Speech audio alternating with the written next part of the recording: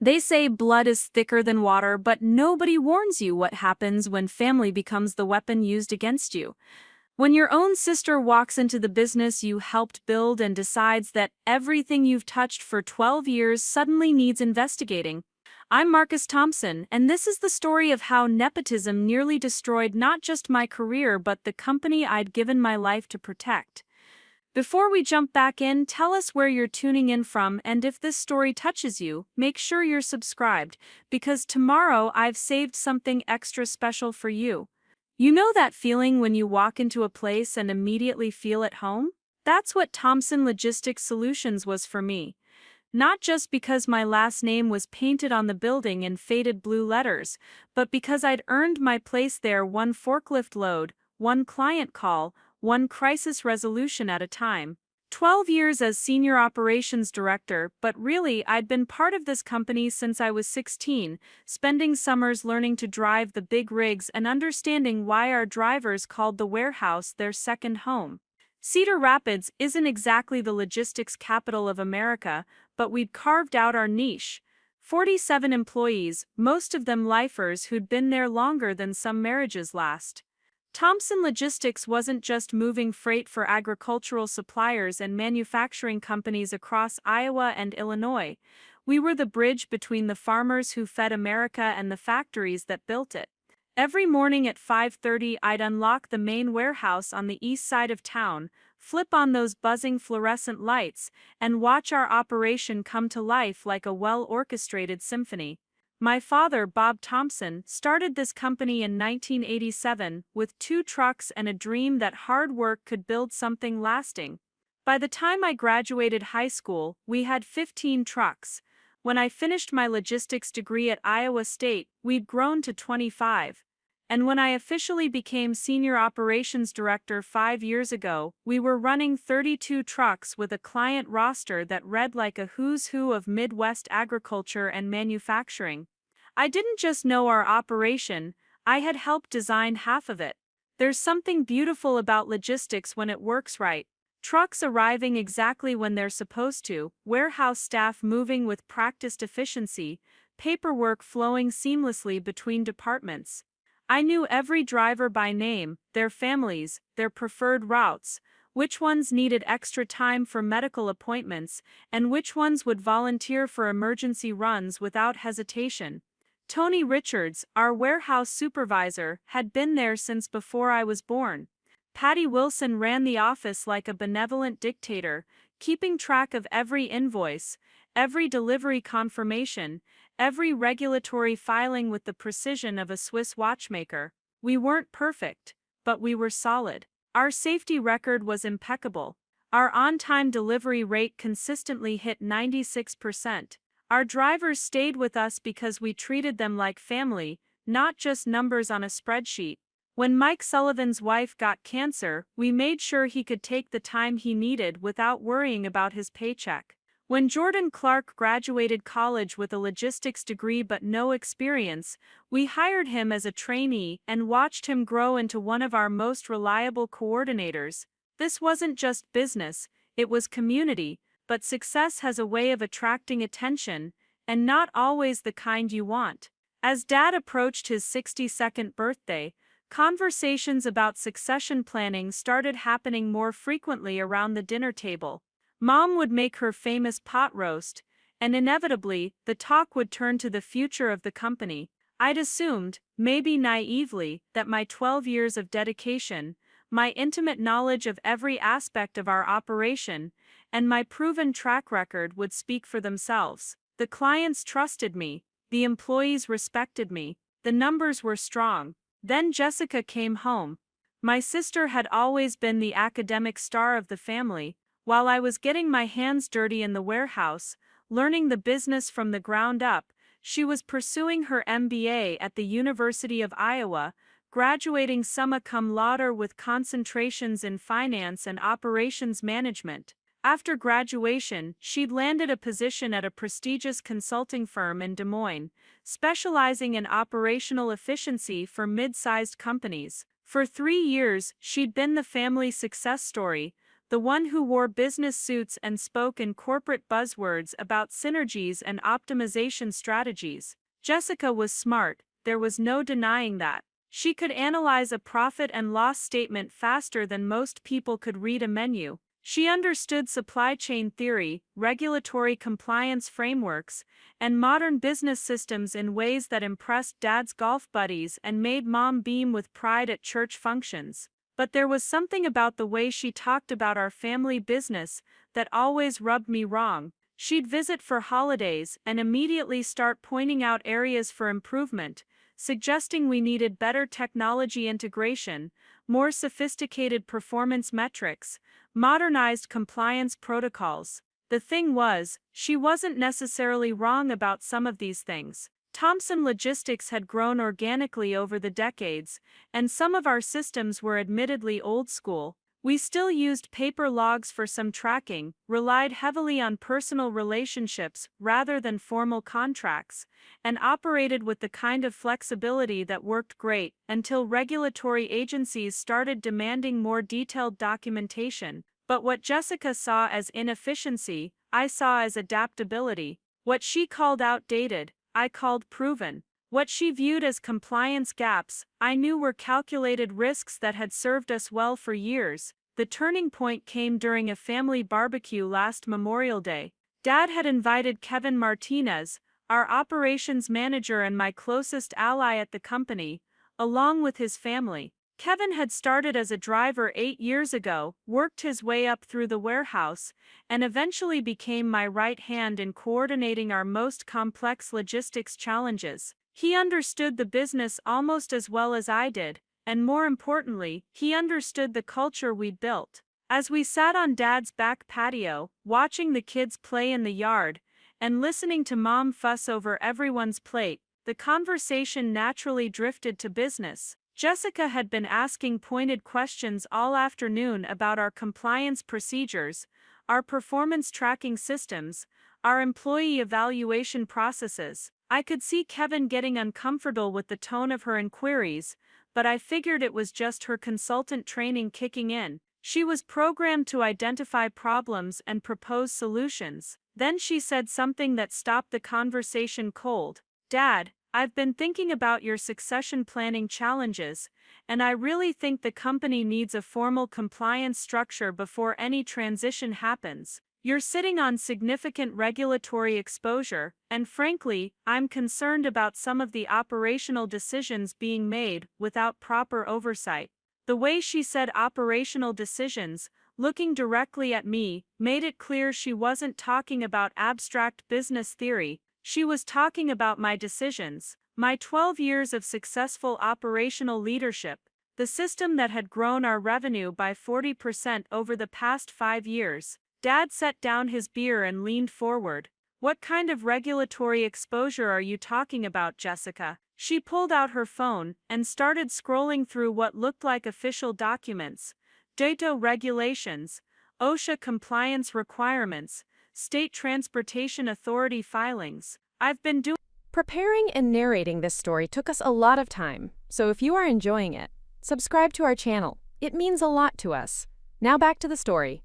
some research, and there are several areas where we could be vulnerable if an inspector decided to dig deep. Driver hour documentation, warehouse safety protocols, vehicle maintenance records. The informal systems that might have worked when the company was smaller don't provide the kind of documentation trail that regulators expect from a company our size. I felt my jaw tighten. Our safety record is spotless, Jessica. 0 accidents in 18 months. Our drivers consistently pass their inspections. We've never had a regulatory violation that wasn't immediately corrected. That's exactly my point, Marcus. You're managing reactively instead of proactively. Compliance isn't about fixing problems after they're identified.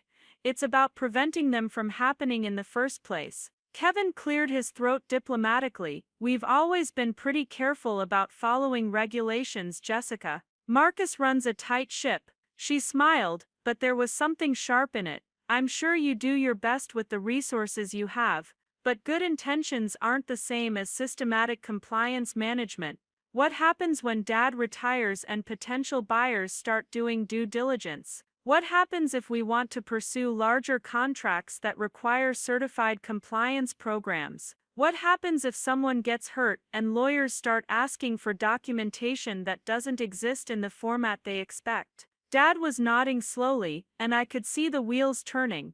This wasn't just academic discussion for him, this was about protecting the company he'd built, ensuring its future stability. What are you suggesting?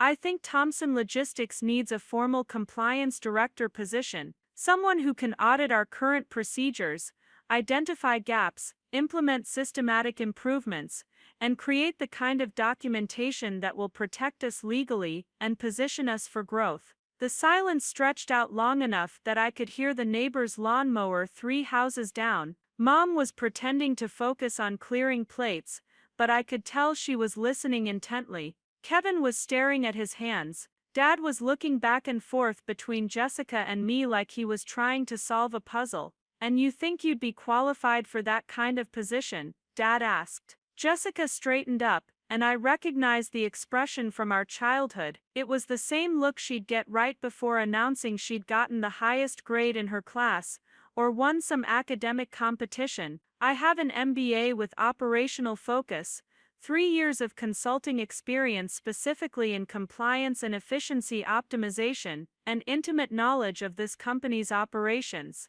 I think I could bring a fresh perspective, while respecting the foundation that's already been built. That last part was directed at me, clearly intended as some kind of diplomatic gesture, but what I heard was my sister positioning herself as the solution to problems she'd just finished identifying. Problems that coincidentally all seemed to fall under my area of responsibility. Dad looked at me expectantly. What do you think, Marcus? Would having formal compliance oversight be helpful?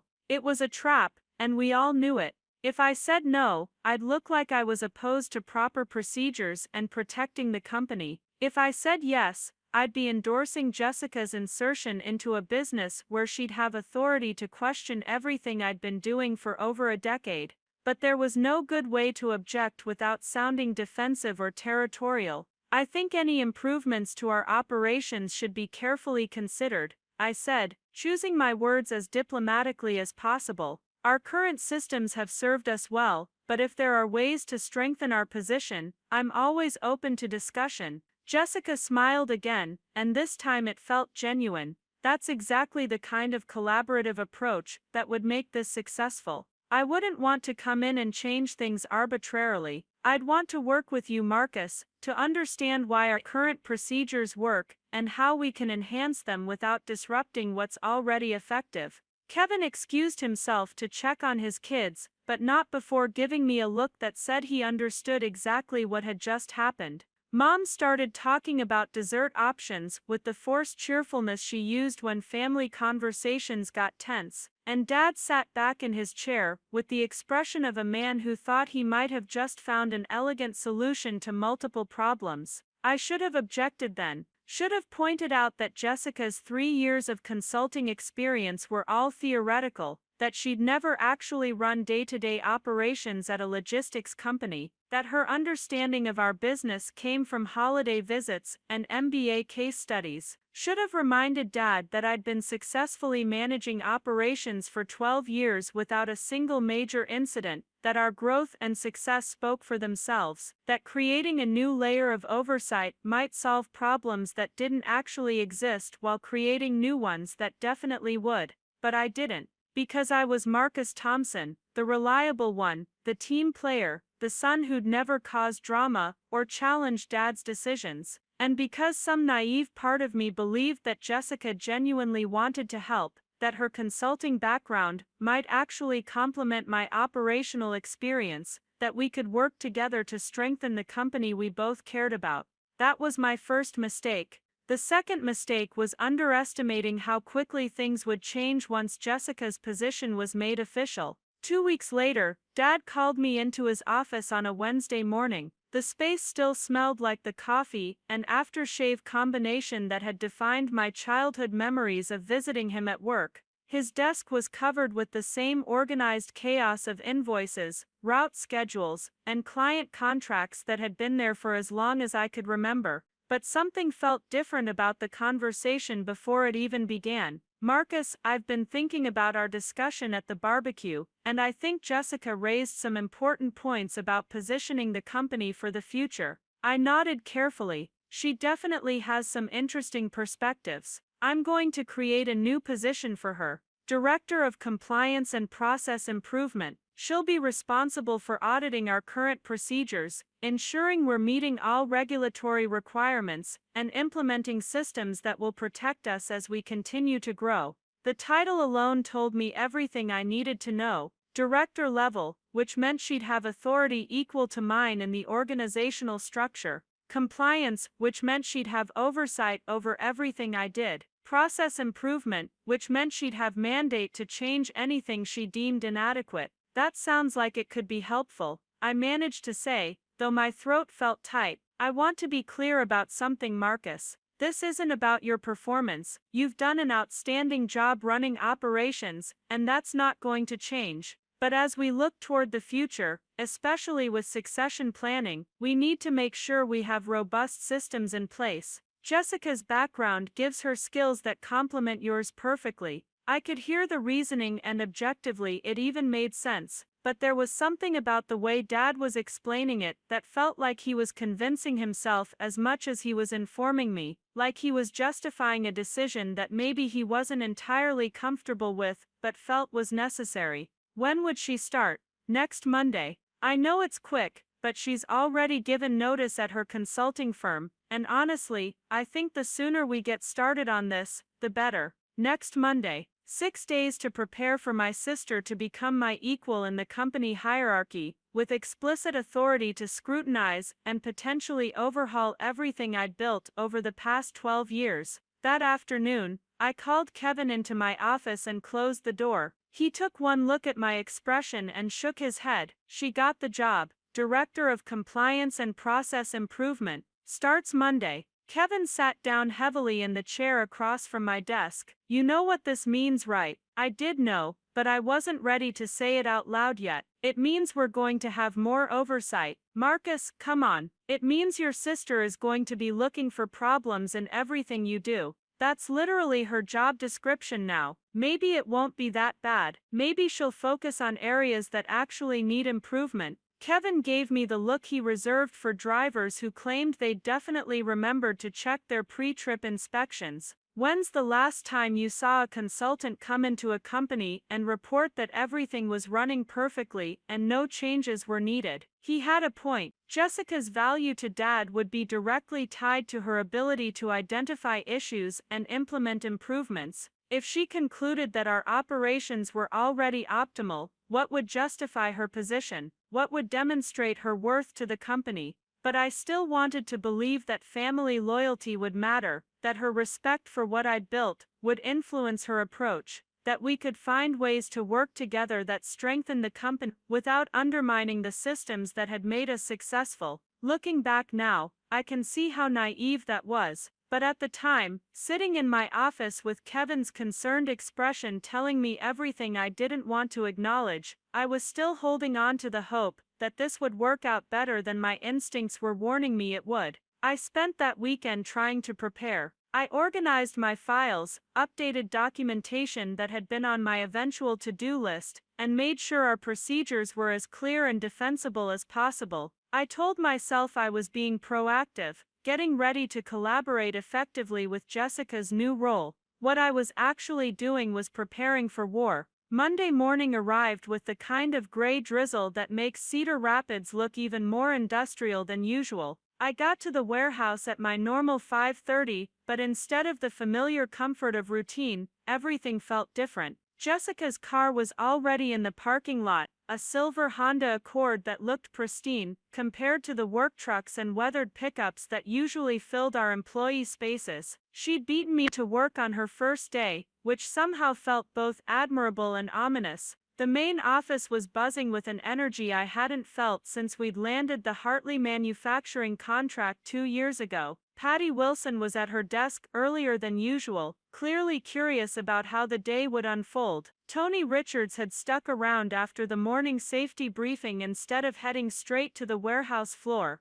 Even some of the drivers who'd normally be hitting the road by 6 were lingering over coffee, stealing glances toward Dad's office, where Jessica had apparently set up camp. I found her there when I went to grab my usual cup of coffee from the break room. She'd transformed the small conference room, adjacent to Dad's office, into what looked like a command center. Her laptop was connected to a portable printer, documents were spread across the table in organized stacks, and she had a whiteboard covered with flowcharts and bullet points that I couldn't quite read from the doorway. She was wearing a navy blue pantsuit that would have looked perfectly appropriate in a Des Moines boardroom, but seemed almost comically formal in our warehouse-adjacent office space. "Good morning, Marcus," she called out when she noticed me hovering. "I was hoping to catch you early. Do you have a few minutes to talk through the schedule?" The schedule. She'd been here less than 12 hours and was already talking about schedules like she understood how our operation worked.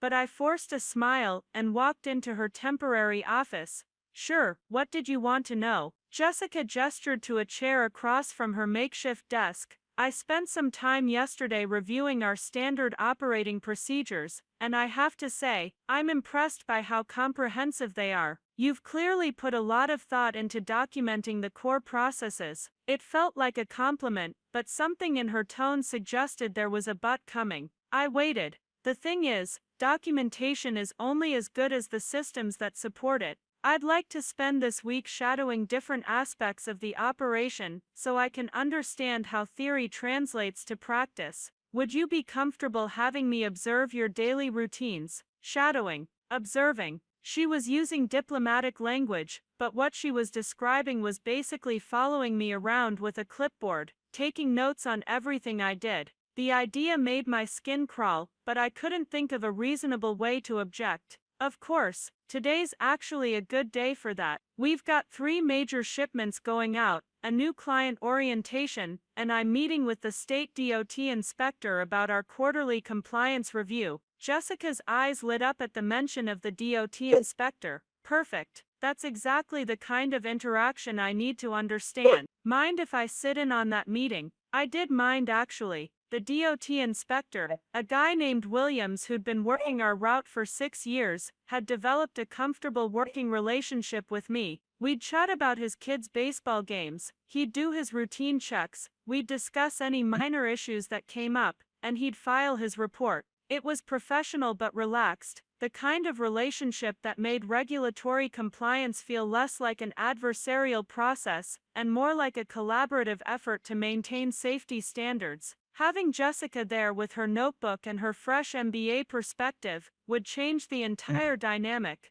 Williams would probably be more formal, more thorough, more focused on technical details, instead of the practical working relationship we'd built. But again, I couldn't say any of that without sounding territorial. "Sure, the meeting's at 10:30. For the next 4 hours, I felt like I was performing my own job instead of simply doing it. Jessica followed me through the morning routine with the kind of intense attention that made everyone around us nervous. When I did the daily safety walkthrough with Tony, she took notes on our informal communication style. When I reviewed the dispatch schedule with our drivers, she asked questions about how we track delivery confirmants. When I approved overtime for one of our warehouse guys whose wife had just had surgery, she inquired about our policy documentation for discretionary scheduling decisions. Every question was reasonable, every observation was technically valid, but the cumulative effect was exhausting.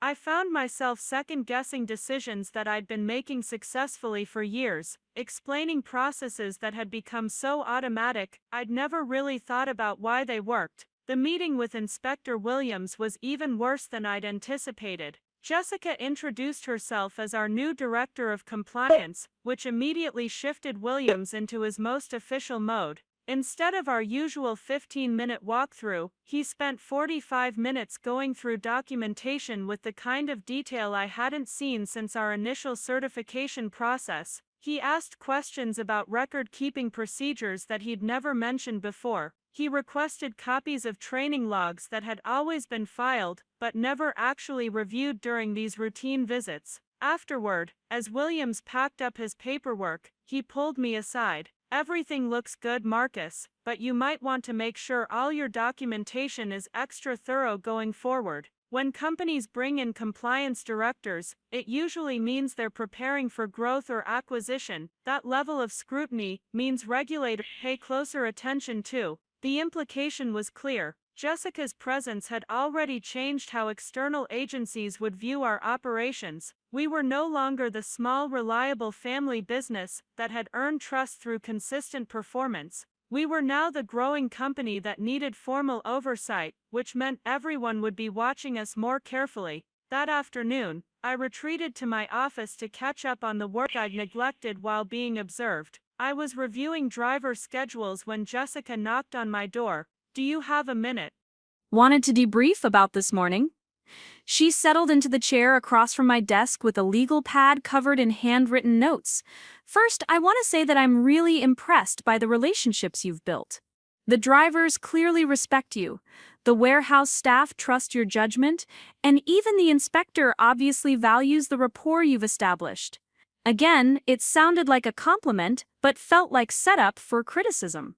However, I did notice some areas where we might want to consider process improvements. Nothing urgent, just opportunities to strengthen our position. Here it came. For example, your discretionary overtime approvals. I completely understand the reasoning behind helping Jerry with his schedule while his wife recovers, but we don't have documented criteria for those kinds of exceptions. If we ever face an employment audit, irregular scheduling could be problematic. "Jerry's been with us for 8 years, I said carefully. His wife just had major surgery. Helping him balance work and family responsibilities is the right thing to do. I'm not questioning the decision, just suggesting that we document the policy so there's consistency and legal protection. If we help Jerry but don't have clear guidelines for similar situations in the future, we could inadvertently create disparate treatment issues." She wasn't wrong. From a legal risk management perspective, having formal policies was probably smarter than relying on case-by-case judgment calls. But something about reducing Jerry's personal crisis to a documentation issue felt fundamentally wrong to me. The driver communication protocols are another area where documentation could be helpful. Jessica continued. "You and Tony have obviously developed effective informal systems, but new supervisors might not understand the nuances. Having written procedures would make training more consistent. Tony's been here since before I was born. He knows the operation better than anyone." "I'm sure he does, but what happens when Tony retires? How do we transfer that institutional knowledge to his replacement?" It was a fair question, and one that had actually been nagging at me for the past couple of years. Tony was approaching 65, and while he showed no signs of slowing down, succession planning for key positions was something we needed to address. But hearing Jessica frame it as a systemic failure rather than a future challenge felt like criticism of my long-term planning. The DOT interaction was interesting too. She went on. "Inspector Williams clearly likes working with you, which is valuable. But I noticed that some of his questions caught you off guard. Having more detailed preparation for regulatory visits might help us anticipate issues before they become problems." That one stung because it was partially true. Williams had asked about training documentation that I knew existed but couldn't immediately locate. In a normal year, that kind of minor scramble would have been forgotten by the time he left. But with Jessica watching, taking notes, it had looked like poor preparation rather than a minor oversight. We talked for another 20 minutes, with Jessica going through her observations and suggestions. Everything she said was reasonable. Her recommendations were all defensible from a business management perspective. But by the time she left my office, I felt like I'd spent the day being audited rather than doing my job. That evening, Kevin stopped by my office after most of the staff had left. "So how was day one with the new compliance director?" I leaned back in my chair and rubbed my eyes. Educational. That bad? Huh. She's not wrong about anything she's pointing out. That's what makes it so frustrating. Our informal systems work, but they're not necessarily documented the way a business consultant would expect. Our relationships with drivers and clients are strong, but they're based on trust and experience rather than written policies. Kevin sat down and crossed his arms. Marcus, can I be blunt with you? You're thinking about this wrong. This isn't about whether she's technically correct. This is about power dynamics and family politics. Your sister just got hired into a position that gives her authority to critique everything you've built here. Do you really think she's going to spend 6 months conducting an audit and then report back to your dad that everything is perfect and no changes are needed? I knew Kevin was right, but I wasn't ready to accept the implications. She said she wants to work collaboratively. Of course she did. Nobody comes into a new job announcing that they plan to make their colleagues look bad. But think about it from her perspective. She's got an MBA and consulting experience, and she's been brought in specifically to improve operations. Her value to the company depends on finding problems to solve. Her reputation depends on implementing changes that demonstrate measurable improvements. So what are you saying? I'm saying that even if she has the best intentions, her success depends on proving that the current system needs fixing. And since you built the current system, that puts you in a pretty vulnerable position. Kevin left me sitting in my office as the sun set over Cedar Rapids, thinking about organizational dynamics and family loyalty, and the difference between being right and being effective. I'd spent 12 years building an operation that worked, that served our clients well, that took care of our employees, that generated consistent profits for the family business. But none of that mattered if Jessica could demonstrate that it could work better with different systems, different procedures, different oversight. The next few days followed a similar pattern. Jessica shadowed different aspects of the operation, asked thoughtful questions, took detailed notes and identified opportunities for improvement. She spent Tuesday with our dispatchers, learning how we coordinated routes and managed delivery schedules. She observed our warehouse operations on Wednesday, studying our inventory management and safety procedures. Thursday, she rode along with one of our senior drivers to understand the client interaction process. Each day, she'd debrief with me in the late afternoon, sharing her observations and suggestions. Each conversation was professional, collegial, and completely undermining to my confidence in the systems I'd spent years developing.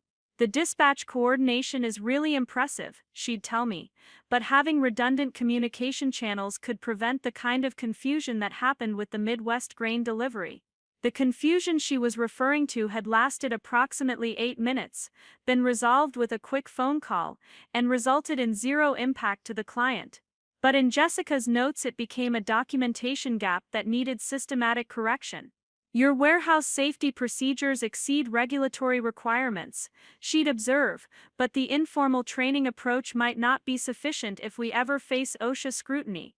Our safety training approach had produced 0 accidents in 18 months and a workforce that intuitively understood safety protocols. But in Jessica's framework, intuitive understanding wasn't sufficient documentation for regulatory purposes. By Friday, I was exhausted. Not from the physical demands of the job, but from the psychological effort of constantly justifying and explaining decisions that had never needed justification before. I felt like I was being asked to defend the success of my own operation to someone who'd never actually run a logistics company but had studied them extensively in graduate school. That afternoon, Jessica asked if we could schedule a longer debriefing session for Monday morning. I'd like to present my preliminary findings to you before I discuss anything with Dad, she said. I want to make sure I'm understanding everything correctly and that my recommendations make sense from an operational perspective. Preliminary findings. Recommendations. We'd gone from collaborative observation to formal evaluation in exactly 5 days. I spent the weekend alternating between anger and anxiety. Anger that my sister was treating my life's work like a case study to be analyzed and improved. Anxiety that her analysis might reveal genuine problems I'd been too close to see, or worse, that her recommendations would be so compelling that Dad would implement them regardless of my concerns.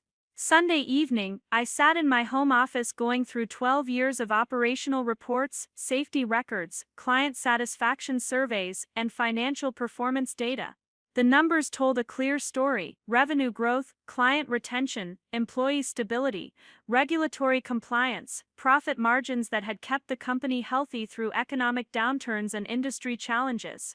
But numbers only mattered if people interpreted them correctly.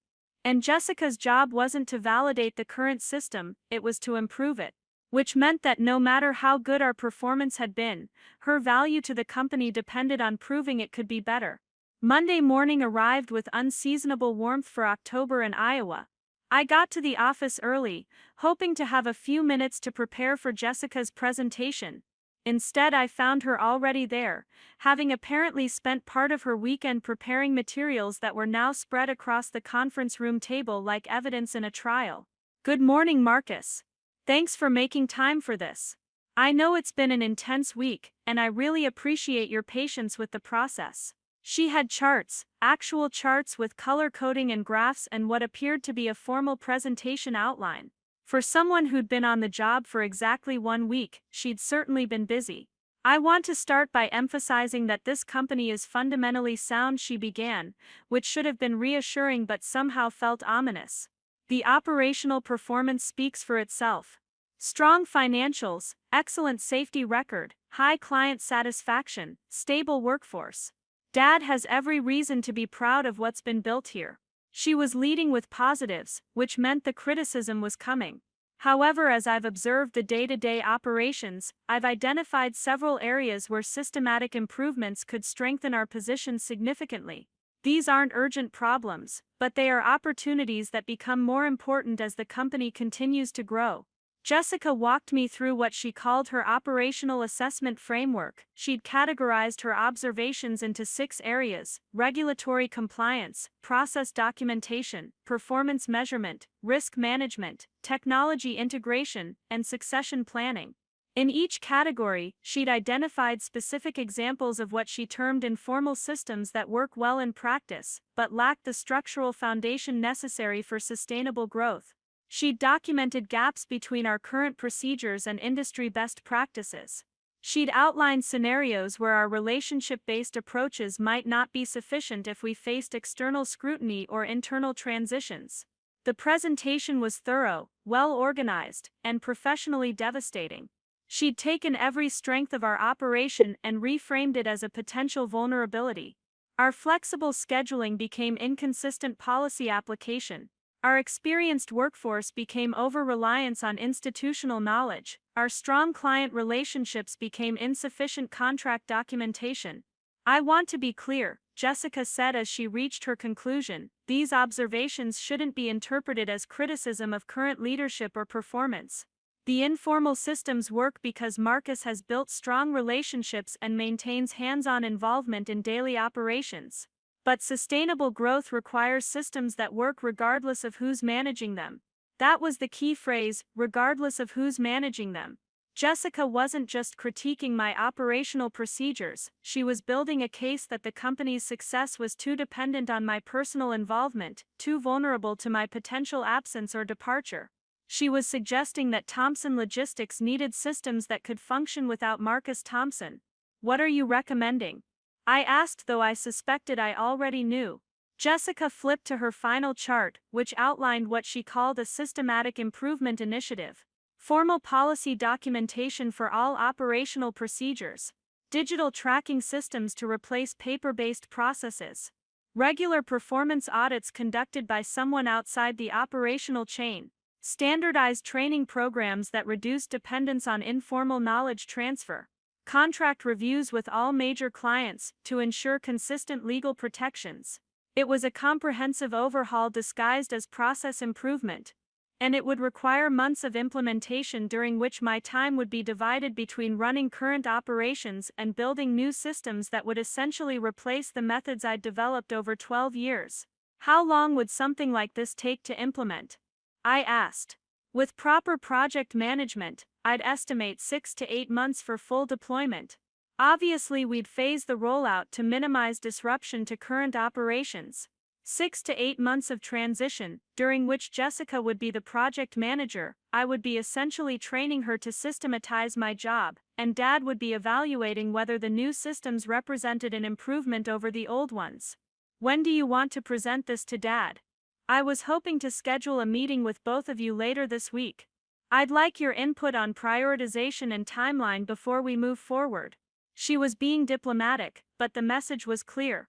This was going to happen. The only question was whether I would be a collaborative partner in restructuring my own role or a resistant obstacle to necessary improvements. I spent the rest of that Monday trying to focus on actual work while mentally preparing for a conversation with Dad that would determine the future of my career at Thomson Logistics. Jessica's analysis wasn't wrong, exactly, but it was incomplete. She'd identified technical gaps while missing the intangible strengths that made our operation successful. She'd focused on systematic vulnerabilities while ignoring the human relationships that turned potential problems into manageable challenges. But technical gaps are easier to document than relationship strengths. Systematic vulnerabilities are easier to present than intangible benefits. And Jessica's recommendations came with the authority of formal business education and consulting experience, while my objections would sound like personal defensiveness from someone who'd never worked anywhere else. That evening, I called my daughter Emma to vent about the situation. She was 16, a junior in high school, and had grown up around Thomson Logistics the way I had. She'd spent summers doing filing work and helping in the warehouse, earning spending money and learning what it meant to work in a family business. So Aunt Jessica thinks she can run the company better than you? Emma asked with the directness that only teenagers can manage. It's not that simple. She's not trying to run the company, she's trying to improve the systems. Dad, you've been complaining about work exactly twice in my entire life, once when that driver got arrested for DUI and you had to scramble to cover his routes for 3 weeks. Once when the state changed the licensing requirements and you had to retrain everyone. Now you've been stressed every day since Aunt Jessica started. Emma had a point that I'd been trying to avoid acknowledging. Jessica's first week had fundamentally changed how I felt about my job. Not because she was incompetent or malicious, but because her presence had turned my daily routine into a performance that was constantly being evaluated. The thing is, she's probably right about some of this stuff. Our systems could be more formal. Our documentation could be more thorough. From a business management perspective, her recommendations make sense. But I'm not sure that making sense from a business management perspective is the same thing as making sense for this business. We're not a case study from her MBA program. We're a family company that's worked well for 35 years by treating people like humans instead of resources to be optimized. Emma was quiet for a moment. Dad, can I ask you something? If Aunt Jessica implements all these changes, and they work the way she thinks they will, what happens to your job? That was the question I'd been avoiding. If Jessica's systematic improvements were successful, if they made the operation more efficient and more compliant and more scalable, what would be my role in the new structure? I'd built my value to the company on relationships, experience and hands-on problem solving. If those were replaced by formal systems and documented procedures, what unique contribution would I still be making? I don't know, I honestly don't know. Tuesday morning, I arrived at the office to find Jessica already meeting with Dad in his office. Through the glass wall, I could see her presenting materials from the same stack of charts she'd shown me the day before. Dad was leaning forward, asking questions, taking notes. They both looked engaged and optimistic. When the meeting ended an hour later, Dad asked me to join them. His expression was excited in a way I hadn't seen since we'd landed the Hartley contract. Marcus, Jessica's been walking me through her initial assessment, and I have to say, I'm impressed by the thoroughness of her analysis. She's identified some significant opportunities for strengthening our operational foundation. Jessica smiled at me with what appeared to be genuine warmth. I hope I represented everything accurately. I tried to emphasize that the current systems work well, but that formalizing them could provide additional security and growth potential.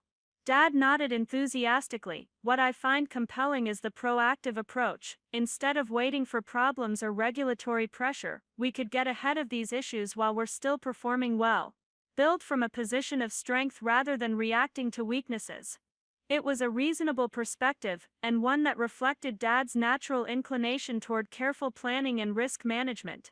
But I could also see how Jessica's presentation had reframed our stable operation as a precarious situation that needed urgent attention.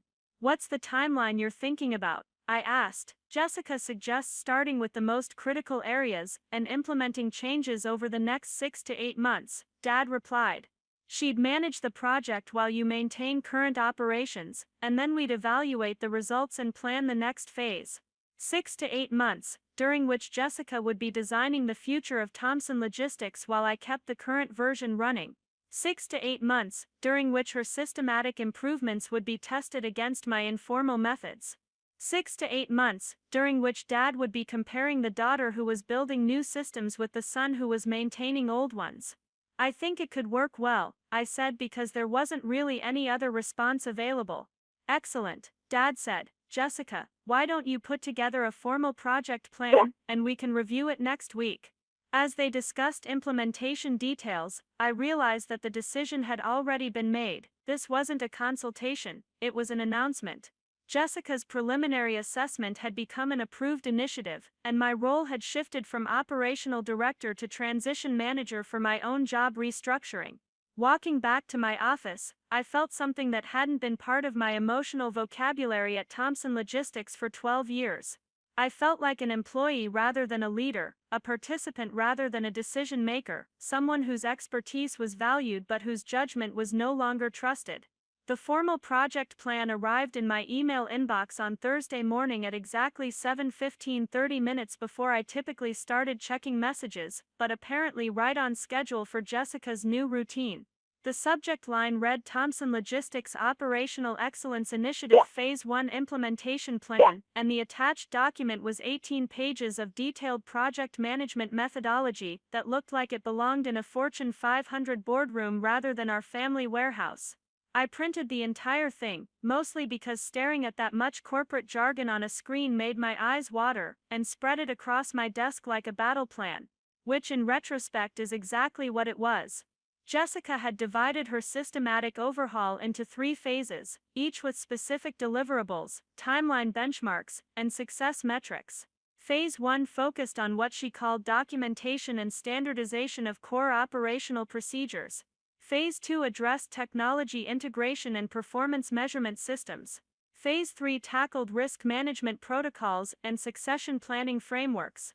The language was so sanitized and professional that it took me 20 minutes of reading to understand that she was essentially planning to deconstruct and rebuild every aspect of how Thomson Logistics operated. The scope was breathtaking in its ambition. She wanted to create written procedures for processes that had evolved organically over decades. She planned to implement digital tracking systems for operations that currently relied on experience and relationship management.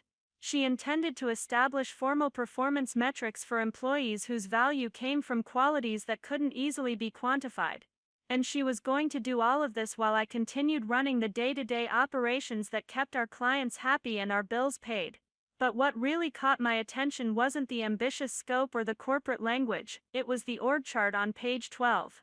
Jessica had created a visual representation of Thomson Logistics' organizational structure, both current and proposed. In the current structure, I was positioned directly below Dad, with lines connecting me to all the operational departments. Kevin reported to me. Tony reported to me. The dispatchers, the drivers, the warehouse staff, everyone who actually moved freight and served clients ultimately fell under my operational authority. In the proposed structure, Jessica had inserted herself as a parallel authority to mine. She would have direct oversight of what she termed process compliance and systematic improvement, with dotted line relationships to every department I currently supervised.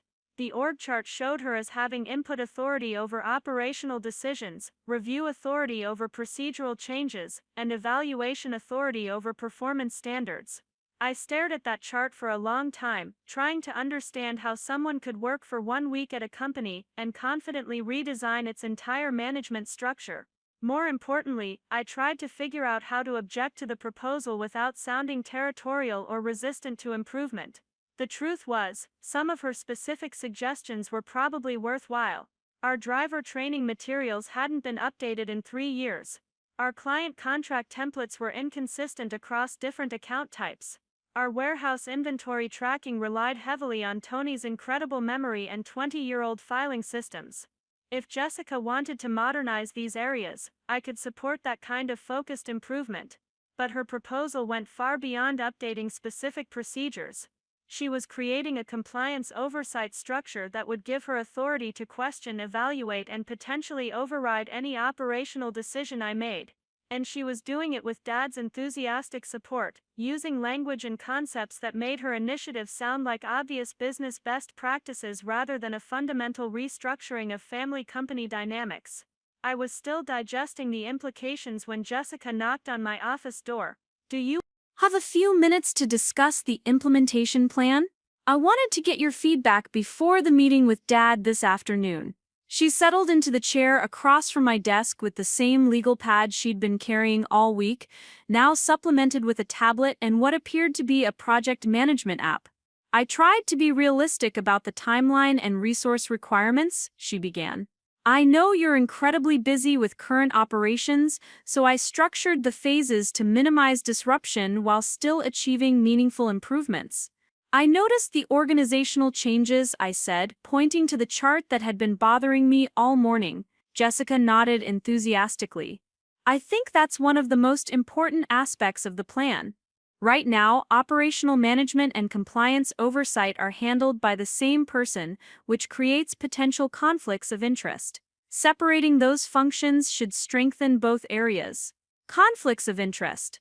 She was suggesting that my 12 years of successful operational management had been compromised by some kind of inherent bias, that I couldn't be trusted to ensure compliance with regulations I'd been following successfully since before she finished high school. "What kind of conflicts are you concerned about?" I asked. "It's not about specific problems," Jessica replied. "It's about structural vulnerabilities. When the same person who makes operational decisions is also responsible for evaluating whether those decisions meet compliance standards, there's natural pressure to rationalize choices rather than objectively assess them." The logic was academically sound, I had to admit. From a theoretical risk management perspective, independent oversight probably was superior to self-evaluation. But we weren't a theoretical company with generic operational challenges. We were Thomson Logistics, where my operational decisions had been consistently validated by client satisfaction, regulatory approval, and financial performance for over a decade. "How would this work in practice?" I asked. "If I need to approve overtime for a driver, or adjust a delivery schedule for weather, or make exceptions for equipment maintenance, would those decisions go through compliance review?" "Not routine operational decisions," Jessica clarified, "but decisions that involve policy exceptions, regulatory implications, or resource allocation above certain thresholds would benefit from compliance consultation." Consultation. Another diplomatic word that meant someone else would have veto power over my professional judgment. "What thresholds are you thinking about?" Jessica flipped through several pages of notes. "I'm still working out the specific parameters, but probably overtime authorizations above 20% of standard hours, equipment maintenance expenses over $5,000, client contract modifications, safety protocol exceptions, and any scheduling decisions that affect regulatory compliance." I did some quick mental math. In a typical week, I made dozens of decisions that would fall into those categories. Approving overtime when drivers got delayed by weather or traffic. Authorizing emergency maintenance when equipment broke down. Adjusting delivery schedules to accommodate client needs. Making safety judgment calls based on road conditions or equipment status. These weren't policy exceptions that needed formal review. They were the routine leadership decisions that kept a logistics company running smoothly. "That seems like it would add a lot of administrative overhead to everyday operations," I said carefully. "Initially, yes, but once the processes are established and everyone understands the protocols, it should actually make operations more efficient. Clear decision-making criteria reduce uncertainty and improve consistency." Clear decision-making criteria, reduce uncertainty. Jessica was talking about replacing judgment and experience with flowcharts and approval processes. She wanted to turn the art of managing a transportation company into a series of predetermined responses to predictable situations. The problem was that logistics work wasn't predictable. Weather changed, equipment failed, clients had emergencies, drivers got sick, road construction created delays, customer demands shifted. The reason Thomson Logistics had been successful for 35 years was that we could adapt quickly to changing circumstances, make smart decisions under pressure, and maintain strong relationships even when things didn't go according to plan. But I couldn't say that without sounding like I was opposed to structure, accountability, and professional management practices.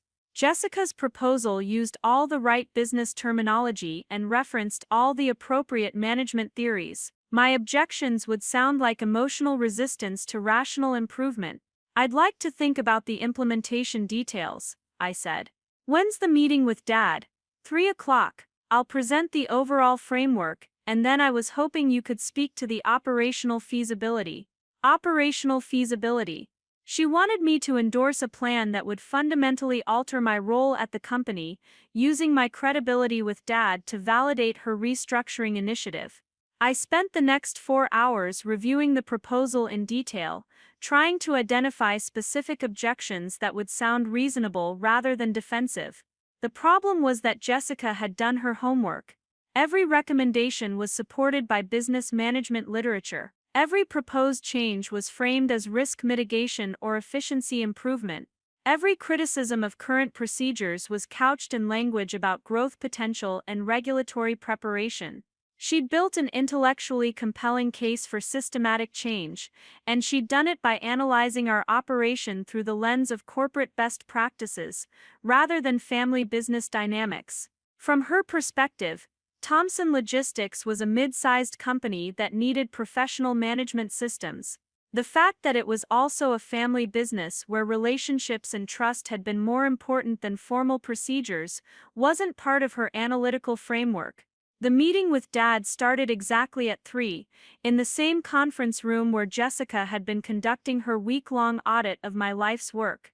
She'd prepared a presentation that was even more polished than the morning's conversation, complete with printed handouts and what appeared to be a formal business case for organizational restructuring. Dad listened intently as Jessica walked through her analysis, nodding at key points and asking occasional questions about implementation timelines and resource requirements. He seemed particularly interested in the compliance oversight aspects, especially after she mentioned potential regulatory risks that could affect our licensing or insurance coverage. The goal isn't to slow down operations, Jessica explained. It's to create systems that allow us to move faster with greater confidence. When everyone understands the procedures and criteria, decision-making actually becomes more efficient. Makes sense, Dad replied. Marcus, what's your take on the feasibility? This was the moment I'd been dreading all morning. Jessica was looking at me expectantly. Dad was waiting for my professional assessment, and I had to decide whether to support a plan that would diminish my authority while potentially strengthening the company, or object to changes that might genuinely be beneficial just because they threatened my position. The analysis is thorough, I began, buying time while I figured out how to proceed. Jessica's identified areas where more formal procedures could be helpful, especially as we continue to grow. Both of them seemed to relax slightly, probably interpreting my opening as endorsement. I do have some concerns about the implementation timeline and the practical impact on daily operations. Some of the oversight procedures might create bottlenecks during busy periods or emergency situations. That's exactly why I structured the rollout in phases, Jessica responded. We'll start with the most straightforward documentation projects and gradually introduce the review processes as everyone gets comfortable with the new systems. What kind of bottlenecks are you worried about? Dad asked. This was where it got tricky. I needed to raise legitimate operational concerns without sounding like I was protecting my turf. For example, the overtime authorization thresholds. In logistics, we often have to make quick decisions about driver schedules based on weather, traffic, client emergencies, equipment problems. If those decisions need compliance review, it could delay responses when clients are counting on flexibility. Jessica had anticipated this objection. That's why I included emergency exception procedures in the plan. Urgent operational decisions can be made immediately and reviewed afterward to ensure they align with policy standards. Reviewed afterward, which meant that even my emergency decisions would be subject to Jessica's evaluation, with potential criticism if she determined that I'd exercised poor judgment under pressure. What about the technology integration aspects? Dad asked. How disruptive will that be? Minimal disruption, Jessica assured him. Most of the digital systems will run parallel to current processes initially. We'll gradually transition as people get comfortable with the new tools. We spent another 30 minutes discussing specific aspects of the implementation plan. Jessica had answers for every question, solutions for every concern, and references to industry best practices for every recommendation. By the end of the meeting, Dad was clearly convinced that her systematic approach represented a smart investment in the company's future. I think we should move forward with Phase 1, he announced. Jessica, can you start on the documentation projects next week? Absolutely. I'll begin with the driver training materials and the client contract templates. Those are foundational pieces that will inform the other procedural development. As the meeting concluded, I realized that my role had fundamentally shifted without anyone explicitly acknowledging the change. I was no longer the senior operational authority at Thomson Logistics. I was now the operational manager working under Jessica's compliance oversight, subject to her process evaluations and procedural recommendations. That evening, I stopped by Kevin's office before heading home. He was finishing up some dispatch schedules, but looked up when I knocked on his doorframe. How'd the meeting go? Jessica's project got approved. She starts Phase 1 next week. Kevin leaned back in his chair and crossed his arms. What does that mean for day-to-day operations? It means that a lot of the decisions we make routinely are going to need compliance review, overtime approvals, maintenance authorizations, client exceptions, schedule modifications. Jessica will have input authority on anything she considers a policy matter, which is basically everything. Pretty much. Kevin was quiet for a moment, and I could see him working through the implications. Marcus, can I ask you something? Do you think this is really about improving operations, or is this about positioning Jessica for bigger responsibilities in the company? It was the question I'd been avoiding all week, partly because I didn't want to seem paranoid, and partly because I wasn't sure I wanted to know the answer. I think Jessica genuinely believes her recommendations will improve the company, but I also think she's building a case for why the company needs her expertise on an ongoing basis. And if she's successful, if her systematic approaches work better than our current methods, then she becomes the operational authority and I become the guy who implements her systems. Kevin nodded slowly. You know what this reminds me of? When Hartley Manufacturing brought in that efficiency consultant 3 years ago. He spent 6 months analyzing their production processes, identified all kinds of improvements, got everyone excited about optimization and cost savings. What happened? 2 years later, he was running their operations and half the original management team was gone. Not fired, exactly, just gradually reassigned to less important roles as his systems proved more effective than their experience. I'd heard similar stories from other family businesses in the area. Well-meaning companies that brought in professional management consultants, implemented systematic improvements, and eventually found themselves run by the consultants rather than the families who'd built them. It was probably more efficient, possibly more profitable, and definitely more professionally managed. But it wasn't really a family business anymore. The thing is, Kevin, I'm not sure that would necessarily be bad for Thomson Logistics. If Jessica's approaches work, if they make us more competitive and more profitable, isn't that what matters? Kevin gave me a look that suggested I was missing something obvious. Marcus, your family built this company over 35 years. Your dad turned 2 trucks into a multi-million-dollar operation. You've grown the business by 40% in 5 years while maintaining safety standards and employee loyalty that our competitors can't match. Are you really ready to conclude that all of that experience is less valuable than someone's MBA and 3 years of consulting? When he put it that way, it sounded absurd. But Jessica's presentation had been convincing because it wasn't dismissing our experience, it was building on it. She wasn't suggesting that our current operation was failing, she was arguing that it could be more successful with better systems. And from a business management perspective, she was probably right. The problem was that business management perspective wasn't the only lens through which to evaluate Thomson Logistics. We were also a family business, a community employer, a company that had survived economic downturns and industry changes by adapting quickly and maintaining strong relationships. Those qualities were harder to systematize, more difficult to document, and potentially incompatible with the kind of formal oversight that Jessica was proposing. But I couldn't make those arguments without sounding like I was opposed to progress, resistant to accountability, or threatened by professional management practices. Jessica had framed the conversation in terms that made her systematic approach seem obviously superior to informal methods, regardless of how successful those informal methods had been. Over the weekend, I found myself driving past the warehouse at odd times, not because I needed to check on anything, but because I was trying to figure out how I felt about the changes that were coming. The building looked the same, the trucks were parked in their usual spots, the security lights cast the same familiar shadows across the loading dock. But something fundamental was shifting in my relationship to the place that had defined my adult identity. On Sunday evening, I sat in my home office with a legal pad, trying to articulate my concerns in a way that would sound reasonable to Dad if the conversation ever came up. I wrote down phrases like operational flexibility and relationship management and institutional knowledge, but everything sounded vague compared to Jessica's specific recommendations about documentation standards and compliance protocols. The truth was that my objections weren't really about business management theory. They were about the fact that my sister had spent 1 week observing an operation I'd spent 12 years building, and had concluded that it needed comprehensive restructuring under her oversight.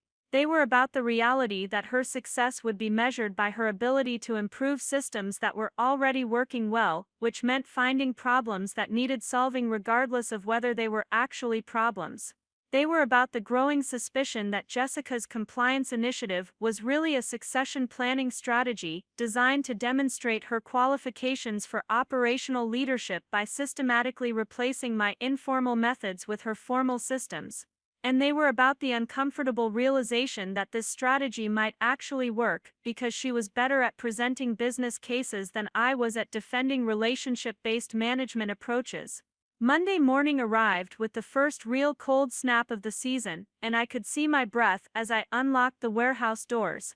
By the time I got to my office, Jessica was already there, with boxes of materials that suggested she'd spent the weekend preparing for Phase 1 implementation. "Good morning, Marcus. I wanted to catch you before things get busy. I've started working on the driver training documentation, and I have some questions about current procedures."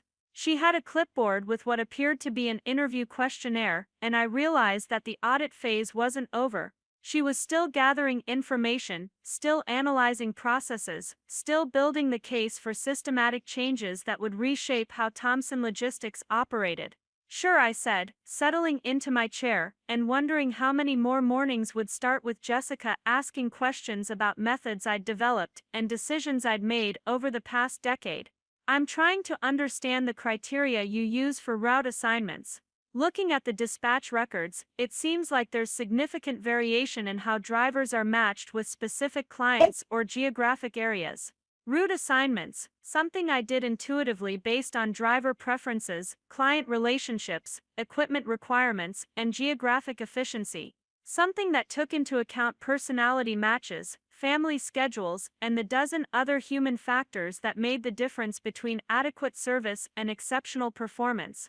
It depends on several factors," I began, and then spent the next 20 minutes trying to explain the art of logistics management to someone who wanted to turn it into a science. This was going to be a long week. The breaking point came 3 months into Jessica's systematic overhaul, on a Tuesday morning that started like any other but ended with me questioning everything I thought I knew about family loyalty and business ethics. I arrived at the warehouse to find Jessica's car already in the parking lot, which had become routine since she'd begun what she called early morning operational assessments. What wasn't routine was the Iowa Department of Transportation vehicle parked next to it, and the sight of Inspector Williams walking around our loading dock with a clipboard and a very serious expression. Inside, I found Jessica in animated conversation with Williams and another DOT official I didn't recognize. They were reviewing a stack of documentation that looked suspiciously like the driver logs and maintenance records that Jessica had been updating as part of her Phase 2 implementation. "Marcus," Jessica called out when she saw me. "Perfect timing, could you join us for a moment?" The tone was professional, but something in her expression made my stomach tighten. Williams nodded at me with the kind of formal courtesy he'd adopted since Jessica's arrival, completely different from the easy working relationship we'd maintained for 6 years. "Mr. Thompson," the unfamiliar inspector said, introducing himself as Regional Supervisor Bradford. "We're conducting a comprehensive audit of your compliance documentation. Miss Thompson has been very helpful in providing access to your records." Miss Thompson, not Jessica, not the compliance director, but the formal designation that emphasized her authority to speak for the company. And comprehensive audit, not the routine quarterly review that Williams usually conducted. "Is there a specific concern?" I asked, looking between the three of them. Bradford consulted his clipboard. "We've identified several discrepancies in your driver hour logs, maintenance scheduling, and equipment inspection records. Nothing that appears intentionally deceptive, but significant enough to warrant detailed review." Discrepancies. The word hit me like cold water. In 12 years of managing Thompson Logistics operations, we'd never had discrepancies significant enough to trigger a comprehensive audit. Our record keeping might have been informal, but it had been accurate and complete. "What kind of discrepancies?" I asked. Jessica stepped forward with a folder of documents. "During the documentation standardization process, I discovered some inconsistencies between our internal logs and the records that would typically be provided for regulatory review. Driver hour calculations that didn't account for all break periods, maintenance schedules that showed different dates in different tracking systems, safety inspection records that were complete but filed in ways that made them difficult to correlate with vehicle assignments." She was speaking in the careful language of someone who'd rehearsed this explanation, hitting all the key points without directly accusing anyone of intentional violations. But the implication was clear: my record-keeping system had been inadequate, and only Jessica's systematic review had identified problems that could have exposed the company to regulatory penalties. "Can you show me specifically what you found?" I asked, trying to keep my voice steady. For the next hour, Jessica walked me through a detailed analysis of what she characterized as systematic documentation gaps in our operational records. Driver logs that showed minor discrepancies between handwritten notes and digital summaries. Maintenance records that were complete but organized chronologically rather than by vehicle. Safety inspections that had been conducted properly but filed in ways that didn't match DOT's preferred formatting standards. Each individual issue was minor, the kind of administrative variance that had never caused problems during Williams' routine inspections. But taken together, Jessica had compiled a pattern of informal record-keeping that looked sloppy when presented through the lens of systematic compliance analysis. The most damaging revelation came when Bradford asked about our overtime calculation procedures.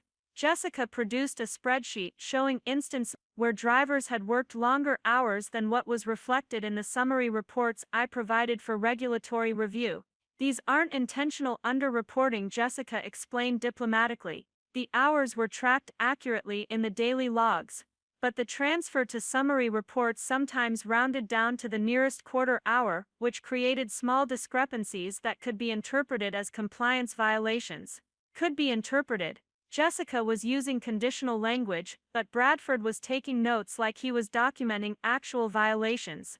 And Williams, who had never questioned our overtime reporting in 6 years of inspections, was now reviewing every calculation with the scrutiny of someone who'd been told to look for problems. What's the timeline for correcting these issues? Bradford asked. We've already implemented new tracking systems that should prevent future discrepancies, Jessica replied. All current records are being updated to meet full compliance standards, and we're conducting training to ensure consistent application of the new procedures. We've implemented. She was speaking as if she'd been running Thomson Logistics operations for years rather than months, taking credit for fixing problems that hadn't existed until she'd applied academic compliance standards to practical business operations. After the inspectors left, promising to return next week for follow-up verification, I found myself alone with Jessica in the conference room that had become her de facto headquarters.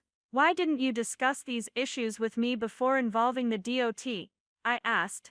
Jessica looked genuinely surprised by the question. Marcus, I did discuss them. I've been presenting compliance findings in our weekly briefings for the past month. I thought you understood that some of these discrepancies would require regulatory notification. She had mentioned compliance findings in our briefings, but always in the context of process improvements and systematic upgrades. She'd never said anything about discrepancies significant enough to trigger state-level audits or regulatory investigations.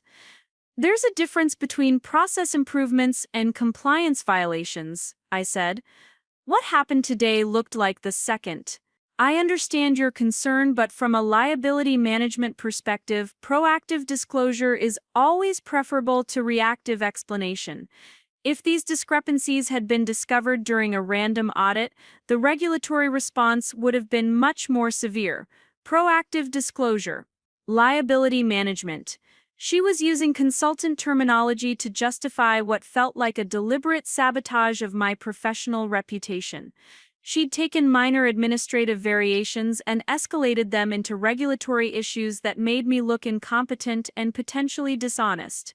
Jessica, in 6 years of inspections, Williams never identified any of these issues as problems. Our safety record is spotless. Our compliance has been consistently rated as satisfactory or better. Why are these suddenly violations that need state-level investigation? She opened her laptop and pulled up what appeared to be a detailed compliance analysis. Because regulatory standards have evolved, Marcus, what was acceptable 5 years ago isn't necessarily sufficient today.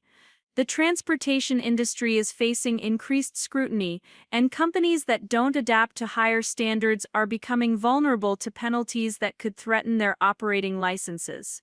It was a reasonable explanation, but it didn't address the fundamental question of timing. If regulatory standards had evolved, if our current practices were inadequate, if proactive disclosure was necessary to prevent more serious consequences, why had Jessica waited 3 months to raise these concerns? Why had she spent weeks conducting detailed analysis before informing me that our record-keeping was potentially non-compliant? The answer became clear that afternoon when Dad called me into his office for what he described as an operational status meeting. Jessica was already there with another stack of charts and what appeared to be a comprehensive presentation about regulatory compliance and risk management. Marcus, Jessica's been briefing me on the DOT audit and the compliance improvements that need to be implemented. I wanted to make sure we're all on the same page about next steps. Dad was talking like the audit was an inevitable consequence of operational deficiencies rather than the result of Jessica's decision to escalate administrative variations into regulatory issues. From what I understand, Dad continued, we've been operating with informal systems that worked well in practice but didn't meet current documentation standards. Jessica's systematic review identified these gaps before they became serious problems. Jessica nodded gravely. The timing was fortunate. If these discrepancies had been discovered during an unscheduled inspection, we could have faced significant penalties. As it stands, the DOT appreciates our proactive approach and willingness to implement corrective measures. Our proactive approach. She was taking credit for preventing problems that she'd created by applying rigid compliance standards to flexible operational practices. What kind of corrective measures are we talking about? I asked. Jessica flipped through her presentation materials. Complete digitization of all tracking systems, real-time compliance monitoring for driver hours and equipment status, formal audit procedures conducted monthly rather than quarterly, and expanded documentation requirements for all operational decisions that involve regulatory considerations. Real-time compliance monitoring, monthly audits. Expanded documentation requirements. She was describing a complete transformation of how Thomson Logistics operated, justified by compliance issues that hadn't existed until she'd identified them through academic analysis rather than practical experience. How long will implementation take? Dad asked. With proper project management, approximately 4 months for full deployment. The critical systems need to be operational within 6 weeks to satisfy the DOT's follow-up requirements. 4 months of transition during which Jessica would be designing and implementing new operational systems while I managed current responsibilities under increased regulatory scrutiny. 4 months during which her systematic improvements would be tested against my informal methods under conditions she'd created specifically to demonstrate the superiority of her approach. What about the cost? Dad inquired. The compliance software and training programs will require significant upfront investment, but the long-term liability protection and operational efficiency gains should provide positive return within 18 months. Significant upfront investment. Positive return. Jessica was speaking the language of business justification, making her compliance initiative sound like a profitable investment rather than an expensive solution to problems that might not have needed solving. After the meeting, I sat in my office trying to process what had just happened. Jessica had spent 3 months analyzing our operational practices, identified administrative variations that could be interpreted as compliance gaps, escalated those gaps into regulatory issues that required state-level investigation, and then positioned herself as the solution to problems that hadn't existed until she'd defined them as problems. It was brilliant, in a way. She'd used her compliance expertise to create a crisis that only her systematic approach could solve, demonstrating her value to the company while simultaneously undermining confidence in my operational management. And she'd done it using professional methodology and regulatory justification that made any objection sound like resistance to necessary improvements. The realization hit me like a physical blow. This wasn't about improving Thomson Logistics operations. This was about Jessica establishing herself as the indispensable authority on how the company should be run, using compliance and risk management as leverage to reshape the organizational structure with herself at the center. That evening, I called Kevin and asked him to meet me at Murphy's Place, the diner where we'd sometimes grab lunch when we needed to discuss sensitive company matters away from the office. He arrived looking as frustrated as I felt. "Did you know about the DOT audit?" I asked without preamble. I knew Jessica had been asking a lot of questions about our record keeping, but no, I had no idea she was planning to involve state inspectors. Did any of the drivers mention problems with their hour logs, any complaints about overtime calculations or equipment documentation? Kevin shook his head. Nothing. The guys are actually confused about why everything's being changed. Mike Sullivan asked me yesterday if we were in some kind of regulatory trouble because Jessica keeps asking about safety procedures that we've been following successfully for years. What's the mood in the warehouse? Tense. People don't understand why systems that have worked fine suddenly need complete overhaul. Tony's particularly frustrated because Jessica keeps questioning procedures that he's been managing successfully since before she was born. I ordered coffee and tried to organize my thoughts. "Kevin, I need to ask you something and I want an honest answer. Do you think our record-keeping and compliance procedures have been adequate?" He considered the question seriously. "Marcus, in 8 years here we've never had a safety incident that wasn't handled properly. We've never failed a regulatory inspection. We've never had client complaints about service quality or reliability. Our informal systems work because they're based on experience and judgment rather than bureaucratic procedures. But could they be better? Could more formal documentation and systematic monitoring improve our operations? Probably sure. Most things can be improved with enough time and money. But the question isn't whether Jessica's systems might be technically superior. The question is whether the benefits justify the costs and whether the changes address actual problems or just theoretical vulnerabilities. That was the heart of it. Jessica had identified theoretical vulnerabilities in our operational practices and escalated them into actual regulatory concerns, creating a situation where her systematic solutions became necessary regardless of whether they addressed real problems. The timing bothers me, I admitted. Why wait 3 months to raise compliance concerns? Why not discuss these issues with me before involving external agencies? Kevin gave me a knowing look. Because if she discussed them with you first, you might have addressed them through minor adjustments rather than systematic overhaul. She needed the problems to be significant enough to justify comprehensive changes. You really think this was planned? Marcus, your sister spent 3 years as a management consultant. Her job was identifying organizational inefficiencies and implementing systematic improvements. She's applying exactly the same methodology here that she used with clients, except this time the client is your family's business and the inefficiencies she's identified happen to be in areas you manage.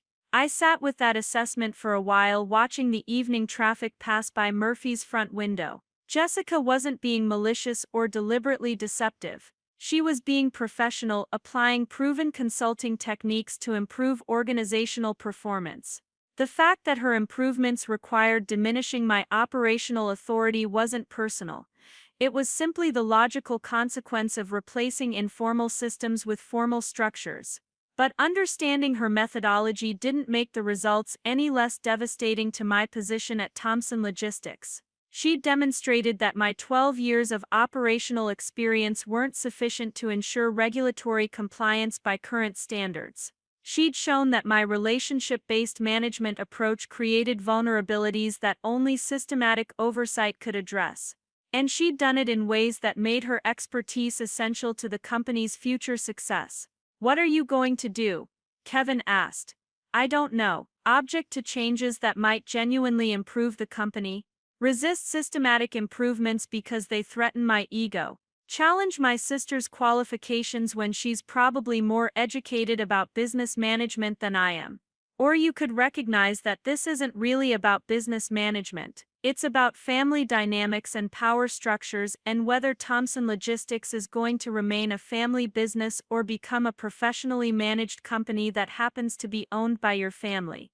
Kevin had articulated the choice I'd been avoiding.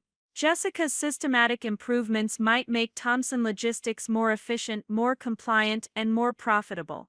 But they would also make it less personal, less flexible, and less dependent on the kind of relationship-based management that had defined our company culture for 35 years. The question wasn't whether her changes would be beneficial from a business management perspective.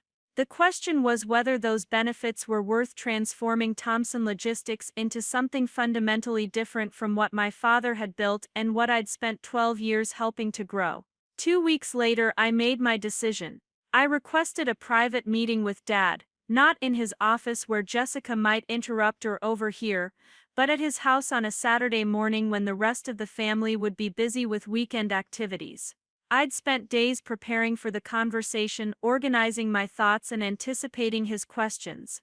Dad, I need to talk to you about the direction of the company and my role in it. He poured coffee and settled into his favorite chair with the expression of someone who'd been expecting this conversation for weeks. I know you've been struggling with some of the changes Jessica's implementing, he said. I can see the tension and I understand why this transition has been difficult for you. It's not about the transition being difficult, it's about whether the changes are necessary and whether they're compatible with the kind of company Thomson Logistics has always been.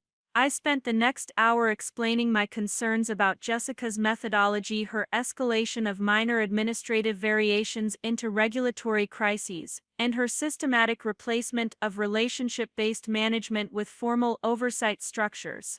I outlined the costs of her improvements, both financial and cultural, and questioned whether the benefits justified transforming our operational approach so dramatically.